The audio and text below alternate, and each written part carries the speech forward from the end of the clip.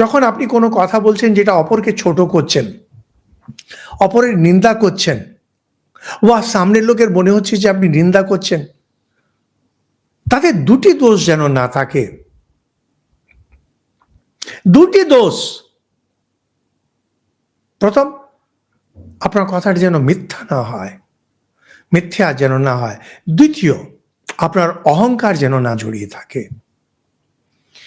যখনই অপরের নিন্দা করবেন, দয়া করে যদি এটা মনে রাখেন, নিন্দা যদি অপরের করেন, এই দুটি দোষ যেন না থাকে। প্রথম, আপনার কথা যেন মিথ্যা না হয়। দ্বিতীয়, অহংকারে ভরা যেন না হয়। অহংকার বলতে দর্প, নিজেকে একটা বিরাট কিছু মনে করছেন।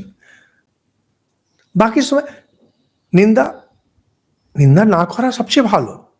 কিন্তু যদি কাউকে ছোট করতেই হয়, ছোট করে না মানুষের স্বভাব। কারণ কি হয় যে নিজেদের উপলব্ধি থাকে না। যখন নিজেদের উপলব্ধি থাকে না, তখন অপরে যদি কিছু করে, তাকে ছোট করার জন্যে মানুষ করে কি, মানে তাকে ছোট করলে মনে করে আমি নিজে বড় হয়ে গেলাম। এটা স্বভাব। নিজে বড় হতে পারবে না, যে ওপরে তাকে টেনে নামিয়ে দাও।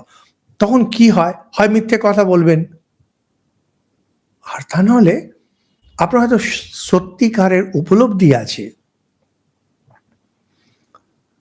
কিন্তু আপনি কোনো কম্পিটিশন চান না,